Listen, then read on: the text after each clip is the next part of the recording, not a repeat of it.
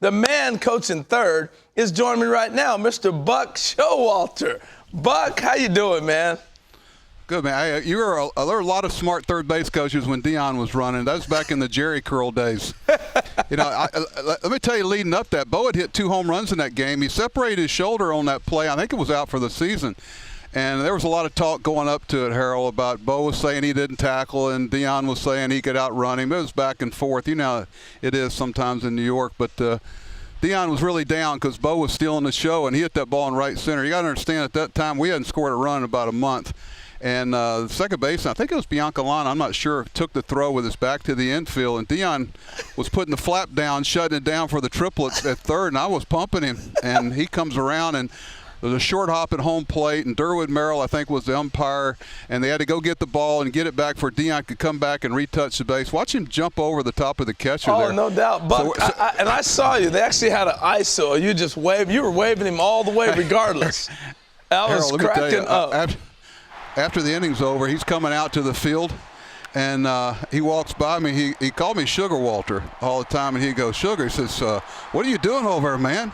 I said, D, we can't have him showing you up here. He goes, brother, that was close. Look at this. Now watch him get back. Steve Sachs. I mean, look at the athleticism diving over the catcher to make that in there. No, but I got chill bumps.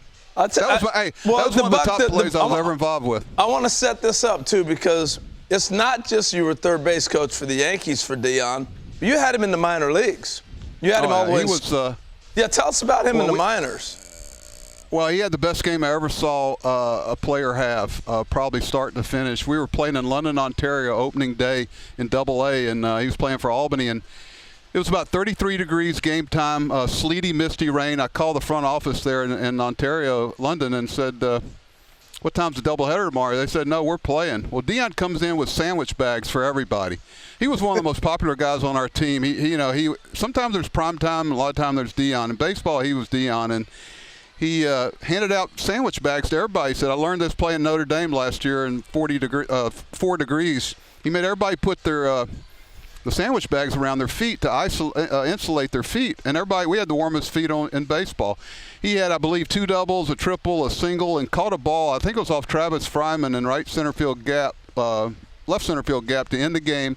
Sliding ice was coming up around him as he caught the ball, and coming off the field and watching those guys take their sandwich bags off their feet. Deion was I remember calling him up when he got called the big leagues. He loved the players there in Albany. He would have been elected captain. That's how popular he was. He really toned down a lot of the other stuff to fit in. And I said, Deion, I called him. He always had the same thing every night, barbecue chicken, baked beans. I called his, I think, fiance at the time, and she said Deion was eating. And I said, well, I need to talk to him. So he picks up the phone. I said, Deion, they're going to call you up. And he goes, before I could say anything, he said, Buck, I really don't want to leave the guys. We got a chance to win a ring. I'd like to just stay here in Albany if I could instead of going to AAA. And I said, D, you're going to the big leagues. And I hear the phone hit the floor. And I hear him going, baby, come talk to Buck. I don't know. He's saying something crazy over here. So all of a sudden he changed and wanted to go. But it was special. It was a different foot speed than I'd ever seen. And he could have been as good a baseball player as he wanted to be. He had power. Believe it or not, he could throw.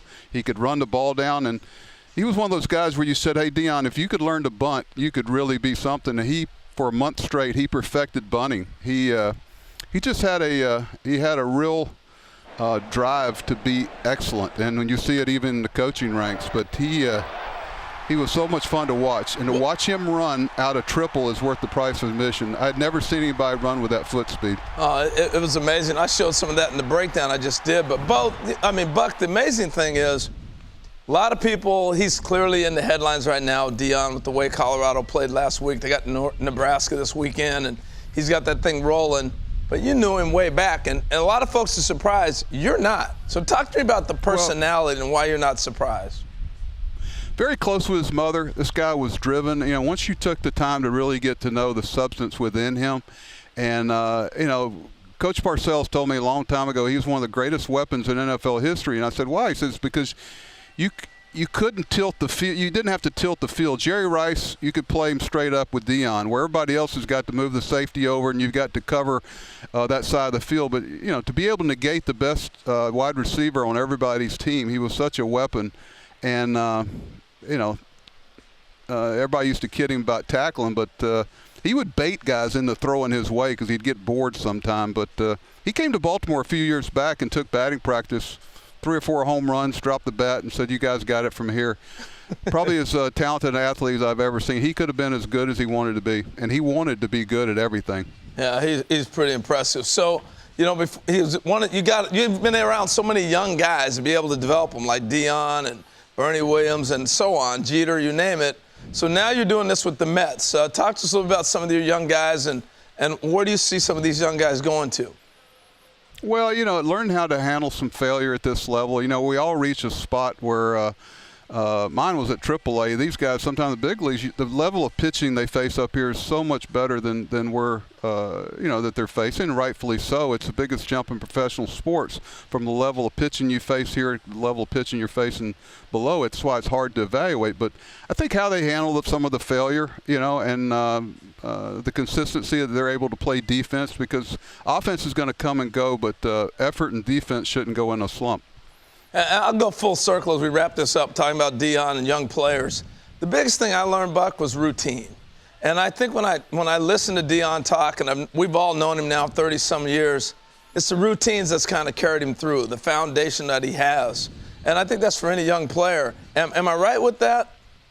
Yeah, I think that's what a lot of people who play football and baseball, the everyday grind and making sure that you have a system, so to speak, and you have an approach. You see it with our guy Joey Cora and the infielders, and Ron Washington and Bobby Dickerson with Philadelphia. There's a routine they get into, and making sure that young players develop good habits that carry them over throughout their career.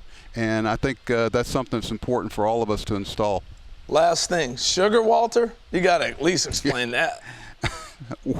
I don't know. Hey, at that point, I was okay with anything like that. It was a lot better than being called something else. But you know, being vulnerable and letting players know that we're all just human beings trying to get along. As you get through this, you're just trying to impact people's lives and give them some shortcuts and make sure they don't step on their tail like you did and we all did. And why don't you tell a few Dick Williams stories, and then you really know where we're coming from. You got that right. You got that right. Hey, thanks for taking the time, Buck. I know you got to get ready for the game. Appreciate you, and we'll talk soon, my man. All right. All right. Thanks, Harold. Bye-bye. You got it.